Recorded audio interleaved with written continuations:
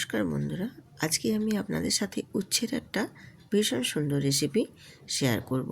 গরম গরম ভাতের সাথে প্রথম পাতে খেতে যে কী দারুণ লাগে কি বলবো আপনাদের। যারা উচ্ছে খেতে পছন্দ করে না তারাও কিন্তু খেতে পছন্দ করবে, এতটাই টেস্টফুল হয় এই রেসিপিটা। তো এই রেসিপিটা বানানোর জন্য আমি এখানে কী কী উপকরণ নিয়েছি আর কিভাবে বানাচ্ছি সম্পূর্ণটাই আপনাদের সাথে শেয়ার করছি, আপনারা দেখুন। আমি এখানে উচ্ছে দুটো নিয়েছি। উচ্ছেগুলোকে আমি খুব ভালোভাবে দেখো লম্বা লম্বা করে কেটে ধুয়ে নিয়েছি। আলুও ঠিক সেম একই লম্বা লম্বা করে একটু মোটা মোটা করে কেটেছি। আর একটা নিয়েছি পেঁয়াজ, আর হাফ টমেটো দিয়েছি, আর কাঁচা লঙ্কা, আর আছে সর্ষে আর একটা শুকনো লঙ্কা দিয়ে সমস্ত ধুয়ে আমি পরিষ্কার করে রেডি করে নিয়েছি। এপাশে গ্যাসটাও অন করে দিয়েছি। গ্যাসটা অন করে দিয়ে একটা কড়াই চাপিয়ে দিয়েছি, দিয়ে এটা এবার এর মধ্যে সর্ষের তেল দিয়েছি। আর সর্ষের তেলেই কিন্তু এই রান্নাটা করতে হবে, তাহলে বেশ খেতে ভালো লাগবে। আর তেলের মধ্যে দিয়ে দিয়েছি এখানে সাদা সর্ষে আর শুকনো লঙ্কা দিয়ে শুকনো লঙ্কা। আর যখন সর্ষেটা ভাজা হয়ে ফটফট করে বেশ একদম তেল ছিটকে গায়ে পড়বে, মানে সর্ষেগুলো ছিটকাবে চারদিকে, তখনই সেই পর্যায়ে এখানে দিয়ে দিতে হবে উচ্ছেগুলো দিয়ে একটু নাড়াচাড়া করে তারপর দিয়ে দেবো স্বাদ মতো লবণ আর দেবো হলুদের গুঁড়ো দিয়ে উচ্ছেগুলোকে আমি প্রথমে একটু হালকা করে লালচে লালচে করে ভেজে নেব। উচ্ছেগুলো প্রথমে একটু হালকা করে ভেজে নিলে কি হয়, উচ্ছে যে তেতো ভাব থাকে সেটা কিন্তু একেবারেই চলে যায়, অনেকটাই, একেবারে না হলেও অনেকটা পরিমাণেই চলে যায়। আর এই তরকারিটাতে তখন তেতো ভাবটা একেবারেই কমে যায়। কিন্তু এরপর উচ্ছেগুলো ভাজা হয়ে যেতে আমি ওর মধ্যে দিয়ে দিয়েছি আলুগুলো। কেটে রাখা যে আলুগুলো রেখেছিলাম ধুয়ে, সে আলুগুলোও দিয়ে দিলাম। আলুগুলো দিয়ে উচ্ছের সাথে একটু নাড়াচাড়া করে নিয়ে এবারে আমি দিয়ে দিয়েছি পেঁয়াজের কুচো। উচ্ছে, আলু আর পেঁয়াজটা বেশ হালকা করে নাড়াচাড়া করে আমি একটু লাল লাল করে ভেজে নেব। সমস্ত কিছুটাই বেশ ভালো করে একটু ভেজে নিতে হবে।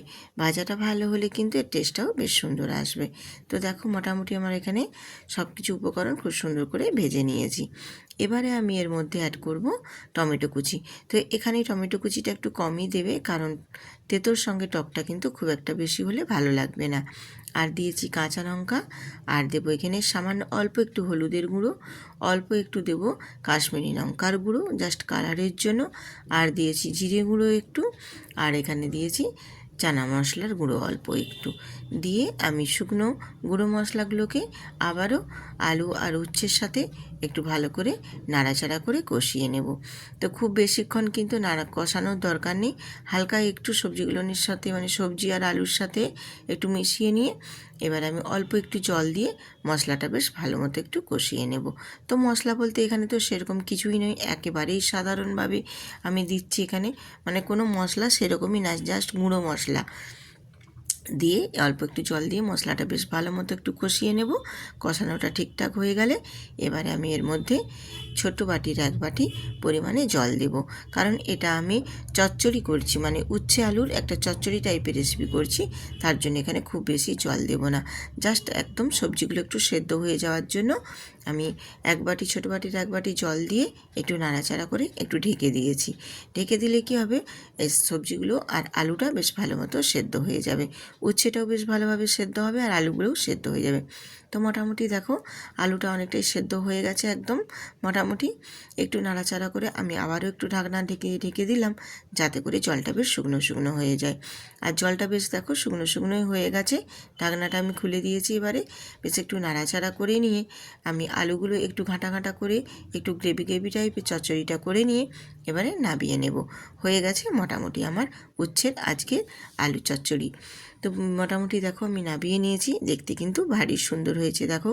আর এই রকম রেসিপি যদি গরম গরম ভাতের সাথে প্রথম পাতে থাকে না, উফ কী যে সুন্দর লাগে খেতে, কি বলবো আপনাদের, অপূর্ব লাগে। তো এই রেসিপিটা যদি ভালো লেগে থাকে বন্ধুরা, ভিডিওটিতে একটি লাইক দিয়ে সুন্দর করে একটা কমেন্ট করে আমার পাশে এইভাবেই থেকো। আমি আবারও নিত্য নতুন রেসিপি নিয়ে তোমাদের মাঝে চলে আসব। আর যেসব বন্ধুরা আমার আজকের রেসিপি দেখছো, প্লিজ সাবস্ক্রাইব করে বেল আইকনটি প্রেস করে রাখবে, তাহলে আমি রেসিপি দেওয়া মাত্রই সবার আগে তোমাদের কাছে পৌঁছে যাবে। তো আজকের রেসিপি কেমন হলো কমেন্ট করে জানাতে কিন্তু একদমই ভুলবেন না। আবার আসবো আরেকটা নতুন রেসিপি নিয়ে।